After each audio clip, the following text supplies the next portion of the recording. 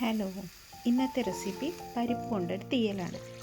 അതിനായിട്ട് ഒരു cup piece പരിപ്പ് നല്ലതുപോലെ കഴുകി കുക്കറിലിട്ടൊന്ന് വേവിച്ചെടുക്കാം. ഇതിന് കൊങ്കണി ഭാഷയിൽ ഗശി എന്ന് പറയൂട്ടോ. ഈ സമയം കൊണ്ട് ഒരു 2 കപ്പ് ചിരവിയ തേങ്ങ ജസ്റ്റ് ഒന്ന് ഫ്രൈ ചെയ്തെടുക്കാം. ഒരു 5-6 വറ്റൽമുളക് കൂടെ ചേർത്ത് കൊടുക്കുന്നുണ്ട്.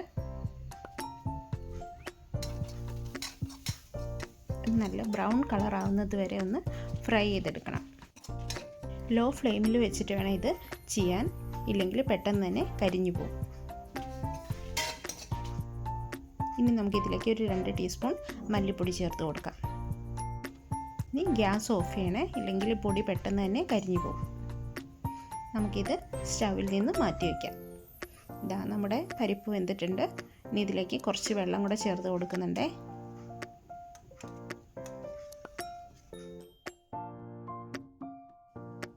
ഇതിലേക്ക് ഉരുളക്കിഴങ്ങ്, മുരിങ്ങക്കായ, ഒരു 10-15 ചെറിയ ഉള്ളി ഇത്രയും കൂടെ ചേർത്തിട്ട് നമുക്കൊന്ന് വേവിച്ചെടുക്കാം. ഈ സമയം കൊണ്ട് നമുക്ക് തേങ്ങ അരച്ചെടുക്കാം. ഇതിൽ അല്പം പോലും വെള്ളം ചേർക്കാൻ പാടില്ല. മിക്സിയുടെ ജാറിലും വെള്ളം ഉണ്ടാവാനേ പാടില്ല. ഇതാ ഇപ്പോൾ എണ്ണയൊക്കെ തെളിഞ്ഞു വന്നിട്ടുണ്ട്.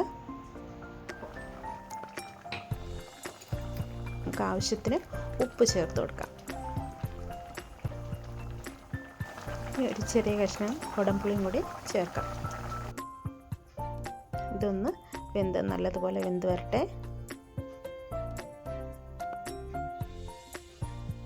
മുരിങ്ങക്കായെല്ലാം നല്ലതുപോലെ ഇപ്പോൾ വെന്തിട്ടുണ്ട്. ഇനി നമ്മൾ അരച്ച് വെച്ച മസാല ഇതിലേക്ക് ചേർത്ത് കൊടുക്കാം. ഇതിൽ പരിപ്പിന് പകരമായിട്ട് കടല, ഗ്രീൻ പീസ്, വൈറ്റ് ബീൻസ് ഇതുപയോഗിച്ചും കറി ഉണ്ടാക്കാറുണ്ട്.